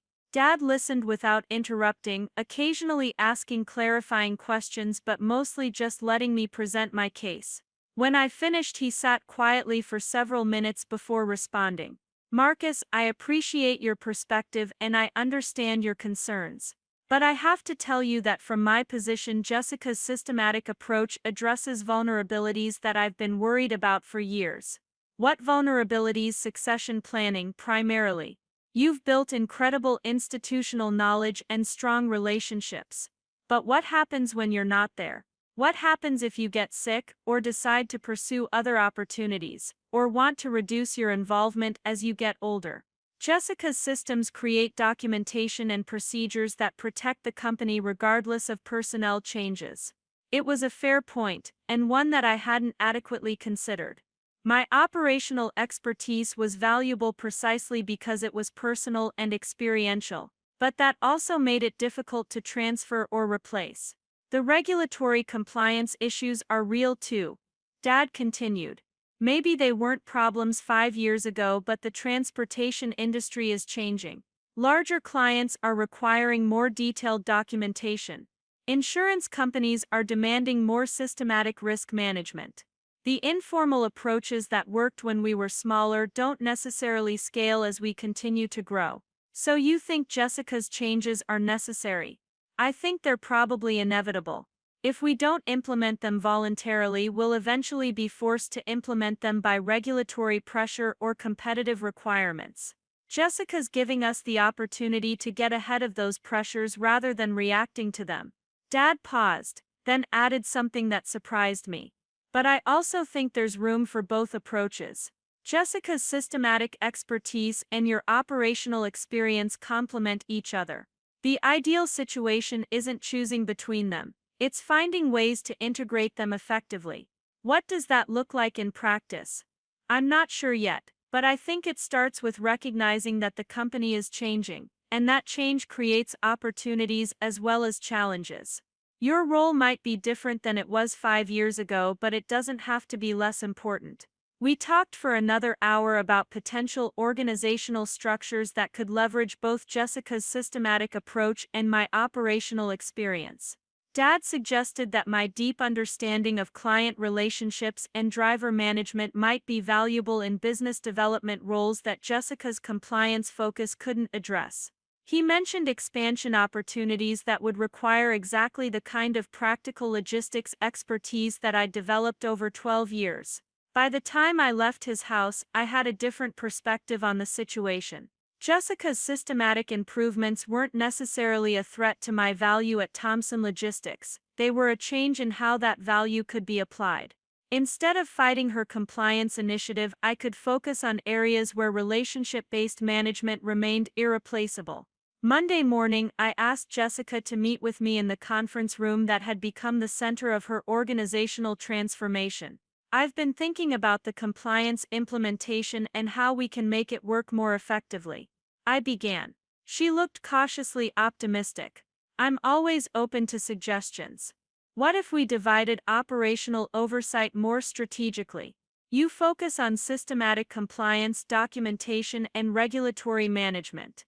I focus on client relationships, driver coordination, and emergency response situations. We collaborate on decisions that affect both areas, but we each have clear authority in our respective domains. Jessica considered the proposal. That could work. It would actually align well with the organizational structure I've been developing. Compliance oversight and operational management serve different functions, but they need to coordinate closely. I'd also like to be more involved in business development. My relationships with clients and understanding of their logistics challenges might be valuable for expansion planning. Definitely. I've been so focused on internal systems that I haven't spent much time on growth strategy. Your client experience would be essential for that. We spent the morning outlining a collaborative approach that recognized both of our areas of expertise while acknowledging the changing requirements of running Thomson Logistics. It wasn't the same role I'd held for 12 years, but it was a meaningful position that utilized my experience while accommodating Jessica's systematic improvements. 3 months later, the new organizational structure was working better than either of us had expected. Jessica's compliance systems had not only satisfied the DOT's follow-up requirements but had also positioned us to pursue larger contracts that required certified documentation standards. My focus on client relationships and business development had identified expansion opportunities that leveraged our enhanced operational capabilities. The company was different, more formal and systematically managed than it had been when I was the sole operational authority. But it was also more robust, better positioned for growth, and surprisingly more interesting to work for. Jessica's systematic approach had freed me from administrative responsibilities that I'd never particularly enjoyed, allowing me to focus on strategic challenges and relationship management that better matched my natural strengths. Most importantly, Thomson Logistics remained a family business, just one that had evolved to meet changing industry requirements while preserving the core values that had made it successful for 35 years. 6 months after Jessica's compliance initiative began, we landed the largest contract in company history, a multi-year agreement with a regional manufacturing consortium that required exactly the kind of systematic documentation and operational flexibility that our new structure provided. Jessica's compliance systems satisfied their regulatory requirements while my relationships and operational experience convinced them that we could deliver the reliable service they needed.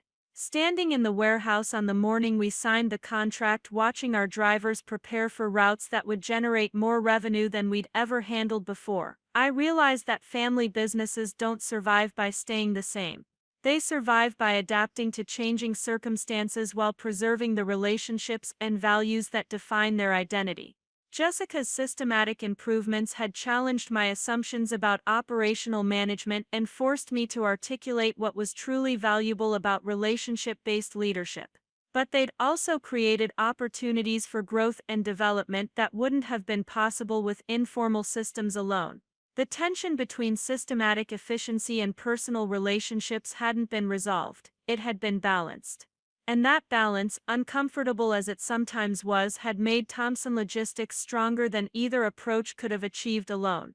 Sometimes the best way to preserve what matters most is to let everything else change around it. The call came on a Thursday evening in late November, just as I was finishing dinner with Emma and reviewing her college application essays.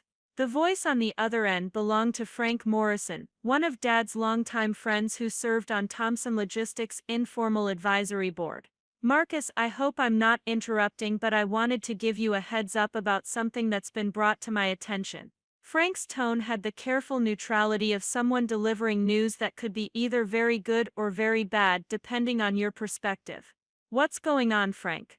"Your father asked me to review some financial projections and organizational charts that Jessica prepared. Apparently she's been developing what she calls a comprehensive succession planning frameworks for the company." My stomach dropped.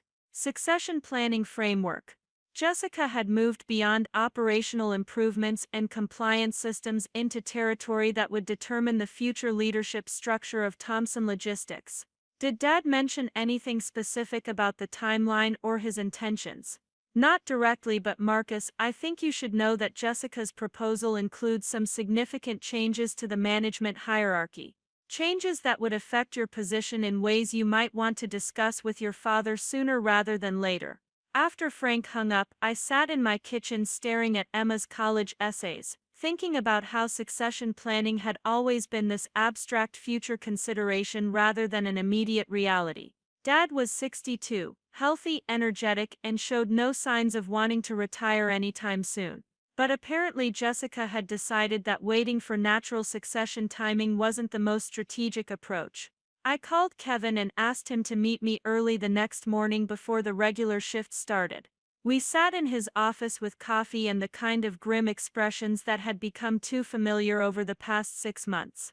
"Did you know Jessica was working on succession planning?" I asked without preamble.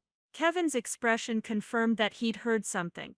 Patty mentioned that Jessica had been asking questions about long-term financial projections and organizational capacity. But I figured it was just part of her systematic approach to everything. "Frank Morrison called me last night. Apparently Dad asked him to review some kind of comprehensive framework that Jessica developed." "What does that mean for your position?" "I don't know yet, but Frank seemed to think it was significant enough to warrant a warning call. We spent the next hour speculating about what Jessica's succession framework might include, based on her approach to operational improvements over the past months. If her pattern held consistent, she would have identified vulnerabilities in the current leadership structure, proposed systematic solutions that positioned her expertise as essential, and presented the whole package as necessary preparation for the company's future stability. The difference was that succession planning wasn't about operational procedures or compliance systems. It was about who would inherit control of Thomson Logistics when Dad eventually stepped back, and what qualifications would determine that inheritance.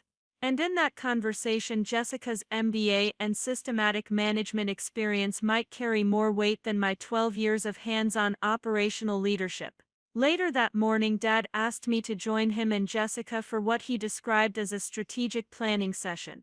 I found them in the main conference room with materials spread across the table that looked like they'd been prepared for a board presentation rather than a family discussion. Jessica had charts showing Thomson Logistics' growth trajectory over the past decade, financial projections for various expansion scenarios, and organizational diagrams that mapped current responsibilities against what she termed optimal management structures for sustained growth. Everything was professional, detailed, and clearly designed to support specific recommendations about the company's future direction. "Marcus," Dad began, "Jessica's been working on some long-term planning scenarios that I wanted to share with you. As we look toward the next phase of the company's development, I think it's important that we're all aligned on strategic priorities." Strategic priorities. Dad was using the kind of formal language that usually indicated he'd already made decisions and was now seeking buy-in rather than input. Jessica opened what appeared to be a comprehensive presentation. "I've been analyzing Thomson Logistics' position in the regional market and our potential for expansion over the next 5 to 10 years. The opportunities are significant, but they'll require organizational capabilities that are different from what we needed when the company was smaller." She walked through market analysis showing increasing demand for logistics services among agricultural and manufacturing clients, regulatory trends that favored companies with systematic compliance programs, and competitive landscape changes that rewarded operational scale and systematic efficiency over personal relationships and informal flexibility. Based on this analysis, Jessica continued, "I've developed recommendations for positioning Thomson Logistics to capitalize on these opportunities while maintaining the family business culture that's been central to our success." The recommendations were comprehensive and professionally presented.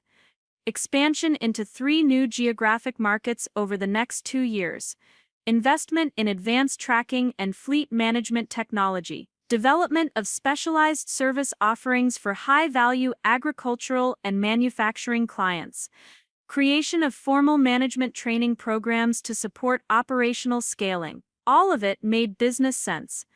All of it reflected sound strategic planning and careful market analysis. And all of it would require the kind of systematic management capabilities that Jessica possessed and that I'd never developed. "The organizational structure recommendations are particularly important," Dad said, indicating a chart that showed proposed leadership roles for the expanded company. Jessica's organizational diagram showed Thomson Logistics evolving from a family operation with informal management hierarchies into a professionally structured company with clearly defined departmental authorities and systematic oversight mechanisms. In her proposed structure, she would serve as Chief Operating Officer, responsible for systematic compliance, process management, and operational scaling. I would become Director of Client Relations and Business Development, focusing on relationship management and market expansion. It wasn't a demotion exactly. The role she'd outlined for me was important and would utilize my experience with clients and understanding of logistics challenges. But it was also clearly secondary to her systematic oversight of operational management, and it represented a fundamental shift from my current position as the primary operational authority at Thomson Logistics. "What's the timeline for implementing these changes?" I asked. "That's what we wanted to discuss with you," Dad replied. Jessica suggests a phased transition over the next 18 months, with the organizational changes happening gradually as we implement the expansion initiatives. 18 months. Jessica was proposing to reshape Thomson Logistics' management structure, expand into new markets, and position herself as the primary operational authority, all while I transitioned from my current role to a business development position that would be important but subordinate to her systematic oversight. I'd like some time to review the materials and consider the implications, I said, trying to keep my voice neutral. Of course, Jessica responded. This is a significant transition for everyone, and I want to make sure we address any concerns or questions you have. That afternoon, I sat in my office with Jessica's strategic planning materials spread across my desk, trying to process what had just happened. She'd spent 6 months implementing operational improvements that demonstrated the superiority of systematic management over informal approaches. Now she was leveraging that foundation to propose succession planning that would make her the primary operational authority while transitioning me into a supporting role. The strategy was brilliant and probably inevitable. Jessica had identified the trajectory that Thomson Logistics needed to follow to remain competitive, and she'd positioned herself as uniquely qualified to manage that trajectory. Her systematic approach, regulatory expertise, and strategic planning capabilities were exactly what the company would need to successfully expand and scale operations. But her proposal also represented the end of Thomson Logistics as the family business I'd known for 12 years. Under her leadership structure, it would become a professionally managed company that happened to be owned by our family rather than a family business that maintained professional standards. I called Emma that evening to talk through the situation. She was now a senior in high school working on final college applications, but she'd grown up around Thomson Logistics and understood the family business dynamics better than most adults. Dad, can I ask you something? Do you want to be the COO of Thomson Logistics? The question caught me off guard. I've never really thought about titles, I just wanted to run operations effectively. That's not what I asked. Do you want to be the person making the strategic decisions about how the company grows and changes, or do you want to be the person implementing someone else's strategic decisions? When she put it that way, the answer was obvious. I'd spent 12 years building operational systems and making strategic decisions about how Thomson Logistics should develop. The idea of implementing Jessica's strategic vision, even in an important supporting role, felt like professional diminishment rather than career evolution. What do you think I should do? I think you should stop thinking about this as a family issue and start thinking about it as a career decision. If Aunt Jessica's plan is better for the company and if you'd be happier in a different role, then maybe the succession framework makes sense. But if you think you could lead the company's growth more effectively than she could, then you need to present your own strategic vision instead of just reacting to hers. Emma was right. Instead of responding defensively to Jessica's succession framework, I needed to develop my own proposal for Thomson Logistics' future direction. I needed to demonstrate that operational experience and relationship-based management could guide strategic growth as effectively as systematic planning and formal oversight. I spent the weekend developing what I decided to call a relationship-centered growth strategy for Thomson Logistics. Instead of focusing on systematic expansion into new geographic markets, I proposed deepening our relationships with existing clients and developing specialized services that leveraged our reputation for flexible, personalized logistics support. My analysis showed opportunities for growth that didn't require the kind of systematic scaling that Jessica's plan emphasized. Agricultural clients were increasingly looking for logistics partners who understood seasonal variations and could adapt quickly to harvest timing changes. Manufacturing clients valued reliability and communication more than formal compliance documentation. Regional businesses preferred working with companies that made decisions quickly and maintained consistent relationships over time. Thomson Logistics' competitive advantage wasn't systematic efficiency, it was adaptive flexibility and personal accountability. Clients chose us because they could call me directly when problems arose, because our drivers knew their operations personally, and because we made decisions based on long-term relationships rather than short-term profit optimization. My strategic framework proposed expanding these relationship-based advantages rather than replacing them with systematic processes. Instead of geographic expansion, we could develop deeper specialization in agricultural and manufacturing logistics. Instead of formal management hierarchies, we could create cross-functional teams that maintained personal accountability while sharing expertise. Instead of systematic compliance oversight, we could implement collaborative improvement processes that preserved operational flexibility. The financial projections for my approach were more conservative than Jessica's expansion scenarios, but they were also more sustainable and required less capital investment. More importantly, they preserved the family business culture that had been Thomson Logistics' foundation for 35 years. Monday morning, I requested a meeting with Dad to present my alternative strategic framework. He listened intently as I walked through my relationship-centered growth analysis, asking thoughtful questions about market opportunities and competitive positioning. "This is interesting, Marcus. Your approach focuses on different growth opportunities than Jessica identified, but the financial projections are compelling. The key difference is risk management," I explained. "Jessica's expansion strategy could generate higher revenues, but it also requires significant upfront investment and assumes that systematic management will be more effective than relationship-based approaches. My framework builds on proven strengths rather than betting on untested capabilities." Dad was quiet for several minutes after I finished the presentation. "You've given me a lot to think about. Both approaches have merit, but they represent fundamentally different directions for the company. What's your preference?"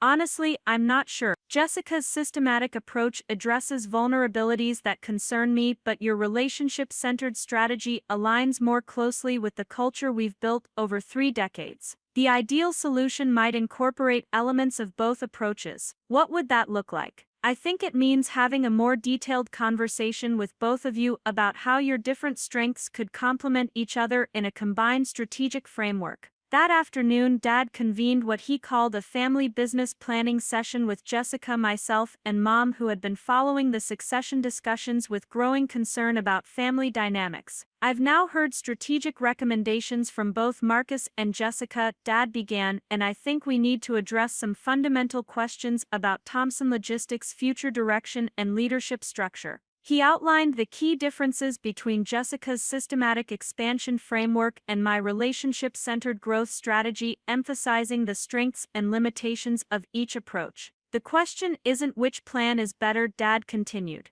"The question is whether we can develop a combined approach that leverages both systematic management capabilities and relationship-based operational expertise." Jessica responded first.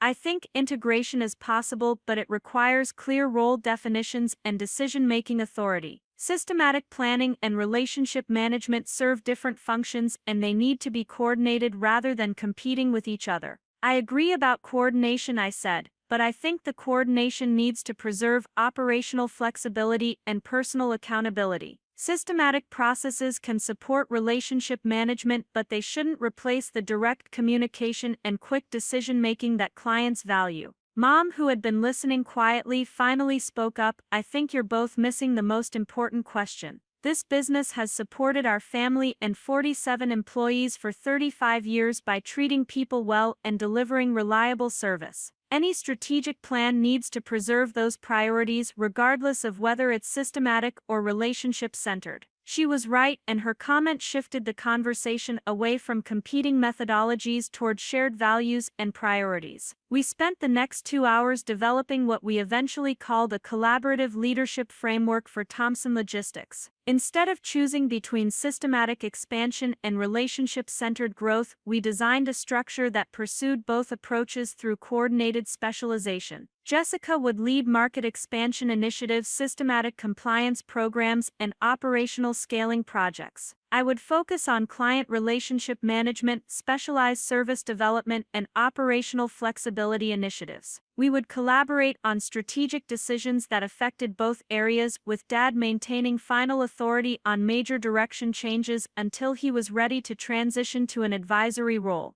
The financial projections for the combined approach were stronger than either individual plan because systematic capabilities would enable expansion opportunities while relationship management would ensure client retention and service quality. More importantly, the collaborative framework preserved Thomson Logistics' family business culture while building capabilities for sustainable growth. 3 months later, we implemented the collaborative leadership structure with results that exceeded everyone's expectations. Jessica's systematic compliance programs enabled us to pursue contracts with larger clients who required formal documentation and regulatory certification. My relationship management approach helped us retain existing clients while developing specialized services that commanded premium pricing. The combination of systematic efficiency and personal accountability created competitive advantages that neither approach could achieve alone. Clients valued our ability to provide reliable compliance service through formal processes while maintaining the flexibility and communication that came from relationship-based management.